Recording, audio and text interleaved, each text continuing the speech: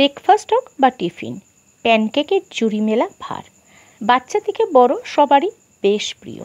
এটি অনেকে অনেকভাবে করে থাকেন। আমি আজ সফট অ্যান্ড স্পঞ্জি একটি পারফেক্ট প্যানকেকের রেসিপি আপনাদের সাথে শেয়ার করব। আশা করি ভালো লাগবে।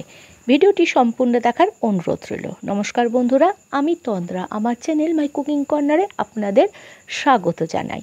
প্রথমে একটা মিক্সিং বলে দিয়ে দিচ্ছি 1 কাপ পরিমাণ ময়দা। এর মধ্যে দিয়ে দেবো 1/4 কাপ চিনি। এটা দানা চিনি, ইচ্ছে করলে গুঁড়ো চিনি দেওয়া যেতে পারে এবং মিষ্টিটার স্বাদ অনুযায়ী কম বেশি করা যেতে পারে। 2 পিঞ্চ মতো দিয়ে দিচ্ছি নুন, 1/2 টিস্পুন দিচ্ছি বেকিং পাউডার। তারপরে এই শুকনো উপকরণগুলো একটু মিশিয়ে নেব। তারপর এর মধ্যে দিয়ে দেব 2টো ডিম। আমি এটা ডিম দিয়ে করছি।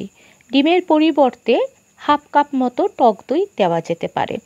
দিয়ে দিলাম 1 টিস্পুন ভ্যানিলা এসেন্স। এরপর একটা টিস্পুন মেপে 3 টিস্পুন দিয়ে দিচ্ছি সাদা তেল।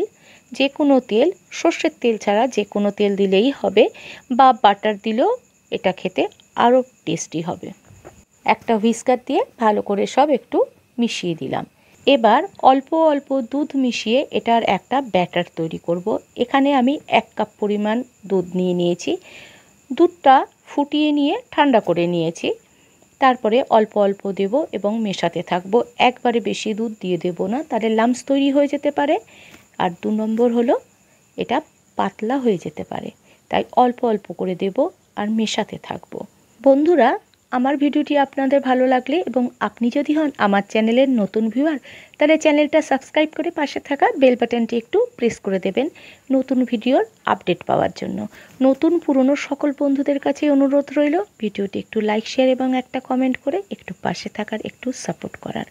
ব্যাটারটা আমার তৈরি হয়ে গেছে। এখানে 1/2 কাপ মতো দুধ আমার এই ব্যাটার তৈরি করতে লেগেছে। এবার এটাকে আমি একটা চাপা দিয়ে রেখে দেবো, খানিকক্ষণ একটু সেট হতে দেবো।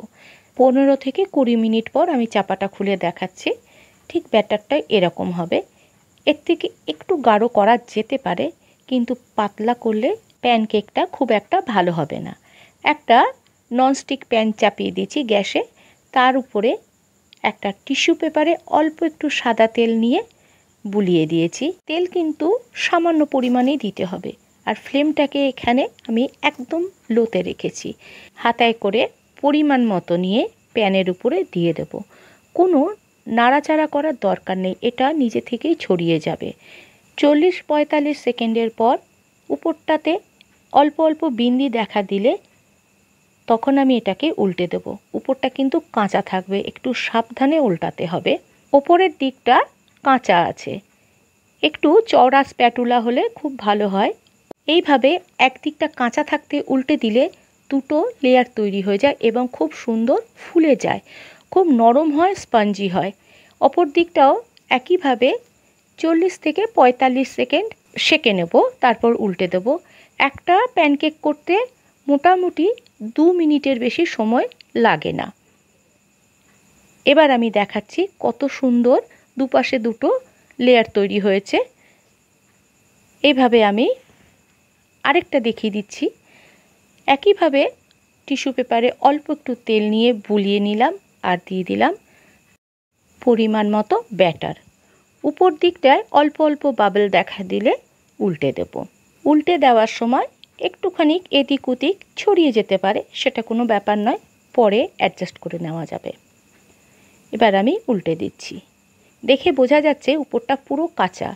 এই যে একটুখানি ছড়িয়ে গেছে, এটা কিন্তু পরে ঠিক হয়ে যাবে। দেখে বোঝা যাচ্ছে বেশ খানিকটা ফুলে উঠেছে।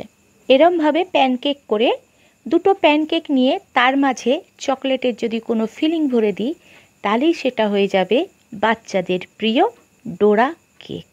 এবার একটু উল্টে দিয়ে আমি এবার একটু কাছের থেকে দেখাবার চেষ্টা করছি লেয়ারটা, কিন্তু আলোর জন্য খুব একটা ভালোভাবে দেখা যাচ্ছে না। এইভাবে আমি সব কেকগুলো করে নিচ্ছি, খুব তাড়াতাড়ি হয়ে যায়। সবগুলো করা হয়ে গেছে। এবার এই যে সাইড দিয়ে যেগুলো বেরিয়ে আছে সেগুলোকে আমি একটা কাঁচির সাহায্যে সুন্দর করে কেটে গোল করে নেব।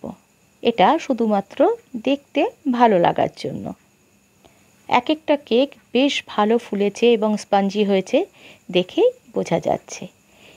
সবগুলো মাপ করে কেটে নিয়েছি। এগুলোকে অবশ্যই ঠান্ডা হতে দেব, তারপরে এর উপর দিয়ে চকলেট সিরাপ আমি স্প্রেড করে দিচ্ছি। কেকগুলো যেন অবশ্যই পুরোপুরি ঠান্ডা হয়ে যায়, নাহলে কিন্তু এই সিরাপ পুরো ছড়িয়ে যাবে। এইভাবে বানিয়ে বাচ্চাদের টিফিন বক্সে অনায়াসে ভরে দেওয়া যায় এবং এগুলো কিন্তু বাচ্চারা খেতে ভীষণ ভালোবাসে। এখানে আমি চকলেট সস দিয়েছি, কেউ চাইলে এর উপর দিয়ে মধুও দিয়ে দিতে পারেন, সেটাও কিন্তু দারুণ লাগে খেতে। দেখতে কিন্তু দারুণ হয়েছে এবং খেতে অনবদ্য। একবার করে দেখতে পারেন এই পদ্ধতিতে। ভালো থাকবেন, সুস্থ থাকবেন এবং একটু পাশে থাকার অনুরোধ রইল। ধন্যবাদ।